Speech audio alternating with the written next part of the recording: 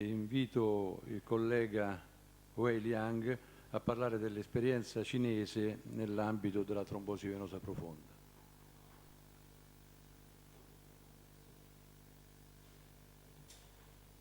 Good morning, Chairman. Good morning, everybody. I'm from China. It's my pleasure to hear this is a very nice place. My topic is about the experience of DVT treatment in China.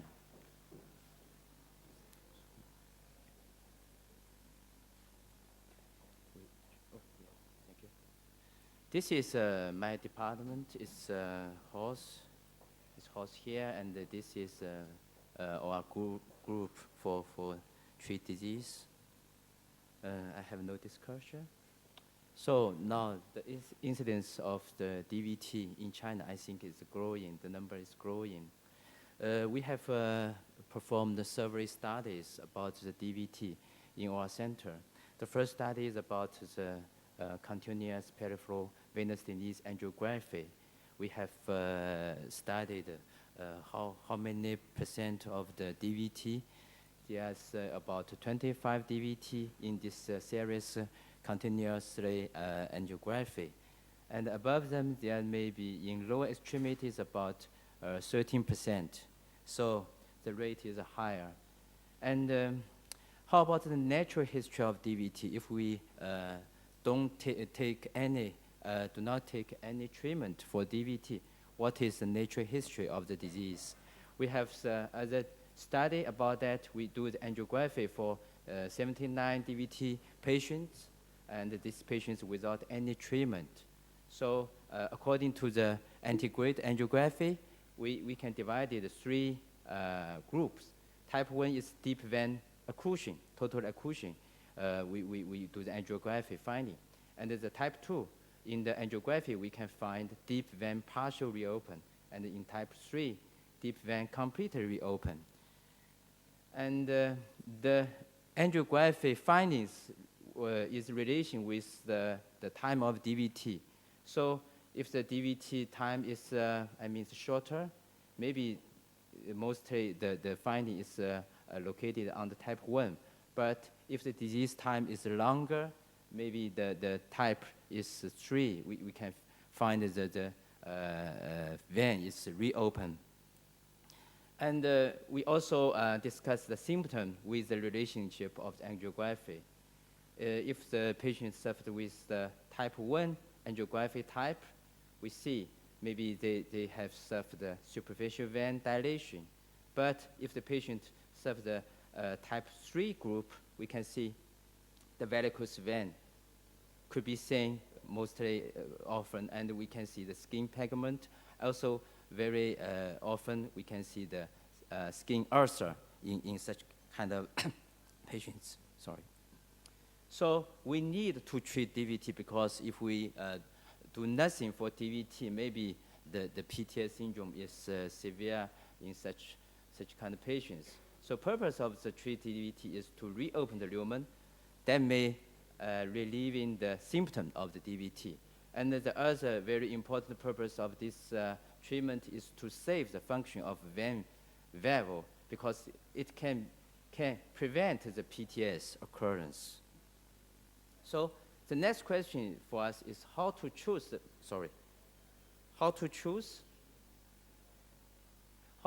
the method of treatment. So we have several kinds of treatment. The first is the anticoagulation. It's normally used in I think it's for a long time. It's safe, but I think it's no effect to thrombus-free function. Other treatment is thrombolysis. We can use this method to thrombosis-free, and we can save the valve. But if we use the generalized thrombosis method, maybe we are worrying about the bleeding. So the catheter direct thrombolysis may be useful. That means the CDT. So we also do the other study. It's about the anticoagulation and the generalized thrombolysis and the CDT. We compare the three methods in patients' treatment. From the 2003 to 2008, we have 170 patients with acute DVT. And we divided into three treatment. Group 1, anticoagulation. Group 2, generalized thrombolysis. And Group 3, CDT. So this is the baseline of these patients. Its ages is almost the same. And the method, the type 1, the anticoagulation, we use the low molecular heparin first, and then warfarin followed. About the generalized thrombolysis, we puncture the peripheral superficial vein, and we use the UK, United States. And the type 2, we use the CDT method. We use the catheter-directed thrombolysis, and also we use the UK, and combine with the anticoagulant. How about the result? We follow up. This is the follow-up time. And this is the result of the follow-up. We can see in group 1, the PTS occurrence is higher, and also in group 2, but it's less in group 3. So I think it's good in CDT. And also we do the ultrasound for some patients, and also we see the occlusion of the vein is lower in group 3. Also comprehensions. So it's between the three groups, we have no major bleeding, we have no symptomatic PE. So I think CDT is the best treatment for acute DVT. So we also do another study for the CDT. We see the result. This is the baseline about this study. It's 270 patients. We see this is male and female number, and this is the left leg is most common in acute DVT. And the IVC suffered with thrombosis in 13 patients, and the time of disease is 7 to 360 hours. And the procedure of the CDT, we first do, maybe in some patients, we do the filter. With, among these patients, with the permanent filter is about 40%, with temporary filter with about 16%. And without filter is about 43. So some patients, we do CDT without filter. And about the access, procedure access, mostly we use the popliteal vein access. Mostly we puncture the popliteal vein by ultrasound. And in some patients, we use the femoral access, GSV, great stiffness vein, and the laser stiffness access. So this is a procedure CDT. We use the unifuse catheter, 100%. Every patient, we use that. And we use the medications, urine kinase. And the duration of the CDT is about 2 to 7 days. And also we combine with anticoagulant medication. This is also procedure. In some patients, if the patients have some vein stenosis, we use the stent in the vein. Mostly we use the left iliac vein stent. It's more than 19%. And in other two patients in the right iliac vein, we put stent. We use the stent, it's a self-expandable stent. The diameter is about 8 to 14 millimeter. So this is the early result after the CDT. The VPS, the venous patency score, before it's 9, and after that, after CDT, it's decreased to about 5. And the rate is after the treatment is 62%. And the stent patency in 39 cases is all patent. And we also follow up the 153 patients. We got the midterm results, and the venous patency is also decreased significantly. It's before the treatment is 9, and it's after treatment when we follow up it's about 4, and the rate is 68%, and the stent patency is about 80%. So also we use some medication for this CDT patient. After the patient finished the CDT, we use the warfarin. And if the patient with the stent, we use aspirin. Also comprehensions, no big comprehensions, no death related to the CDT operation. No new symptom PE, and we have seen the IVC field thrombosis in one patient. So next, we see some typical cases. The typical cases, one is a female, 54 years old. He suffered left leg edema for 2 days. and no evidence PE. This is appearance of the foot. We first puncture the peripheral pedal vein, superficial vein, to do the angiography. So this is the first day we treat with the CDT. We first do the angiography, and antegrade angiography. We see the popliteal, the femoral vein, and the iliac vein, and also the calf vein is with thrombosis. And so we use the CDT, and we don't use a filter for this patient. By the ultrasound, we puncture the popliteal vein, and we use a uniface catheter. This is the longest catheter, 50 centimeter long. And we also use the UK in bolus in catheter. And after that, we use continuous injection of the uric kinase.